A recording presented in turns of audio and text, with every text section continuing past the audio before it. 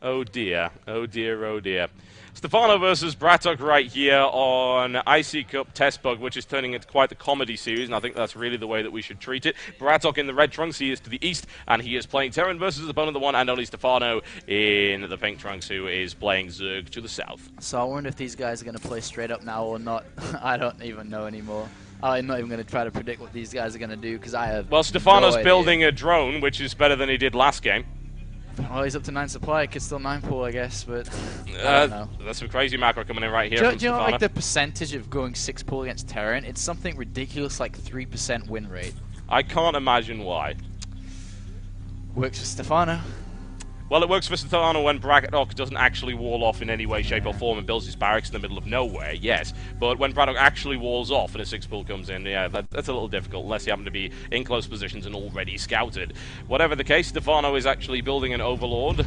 Very impressive. And there we go, a quick extractor trick. So I'd expect to see perhaps a more straight-up game this time around, although you never really know.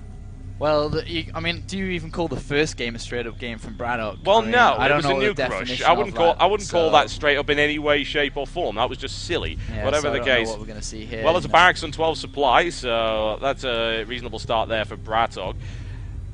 So yeah, I mean, Stephano's at 15 supply. He's going to throw down a hatchery very, very shortly here, and Testbug is so Zerg favored in the reason that nobody else can beat them in terms of races on this map. It's very heavily Zerg favored. Not impossible, but still, I mean, they just have such an easy time taking expansions.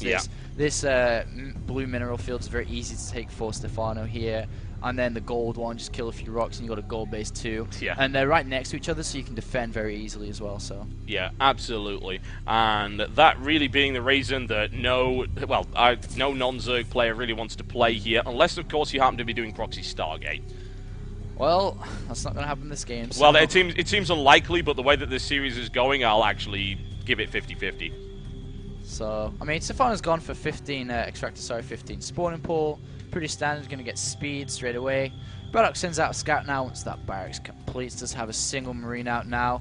And he's building up a second gas now before factory. So, it's going to go very, very, very gas intensive. Regular build would be something like Cloak Banshees here. But with the way that BratOK's been playing in both games. Regular build. I don't know what we're going to see. Yeah, regular build. We'll see about that.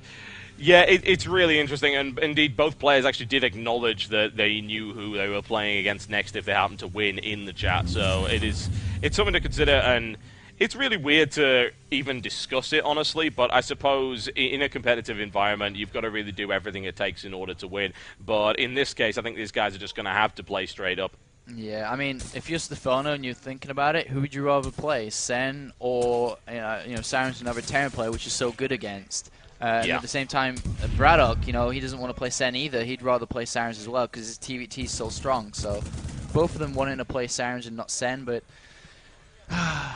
Stephano. Oh, Sen, why are you so good?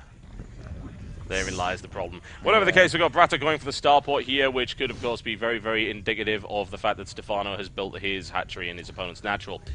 Yeah, this is a pretty standard build from Stephano, proxy hatchery. You just get the creep there, which is so viable. Well, yeah, it gives you a lot of mobility around your opponent's ramp, which is why it's so commonly done. And of course, there is the obvious transition into cancel double proxy evolution chamber. Yeah, and you got to think too. Stephano's using this strategy to build this hatchery down that he can also deny BratOK going for a fast expansion, despite BratOK going for Cloak Banshees by the seams. So yeah, well, actually, no, he's going for Battle Cruiser Rush. So yeah, he's going all out right now. One base Battle Cruiser. This is actually a strategy I taught him. Unfortunately, he's actually not proxying the Stargate, which means that it is suboptimal. So we might actually see like a Spore Crawler Rush here, which might be beneficial against a Battle Cruiser Rush. So this is going to be a tough one for BratOK. I mean, he does have SCVs, he can repair.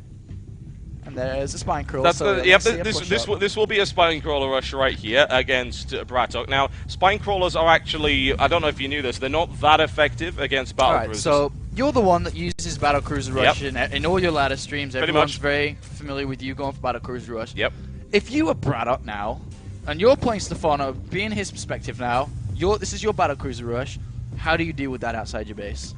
Well, you just sort of a move in the direction of the things which can't shoot air, which would be everything except that one queen. You then shoot the queen and win. It's not particularly hard, honestly. You generally don't go for it against Zerg because Zerg have loads of ways of killing it horribly.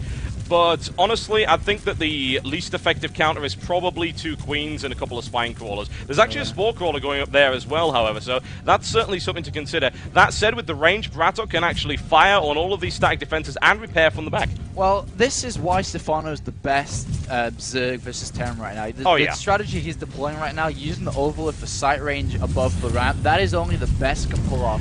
You know, other players like Demaga just don't think that deep. They can't really get high enough with the Overlords to put the spine crawlers in position. Yeah, I think Demaga's actually got some real problems in terms of theorycraft in that regard. When he should take a lesson off Stephano. Well, when it comes into matchups when he is actually forced to take his opponent's natural because it's just simply not safe to take his own, then he's not prepared for that kind of situation. So I think maybe in a couple of years, once he's had some more practice, he's going to be pretty reasonable at that.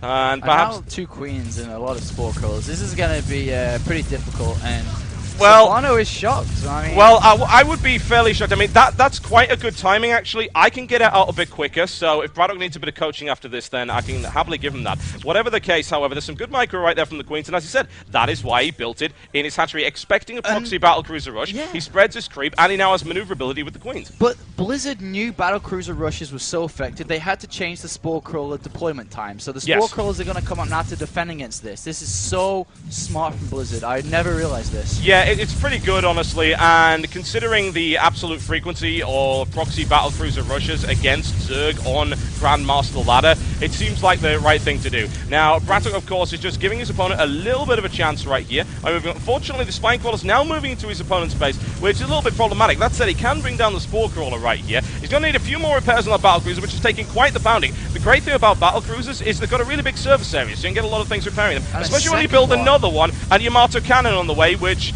will not be ready to fire for quite some time.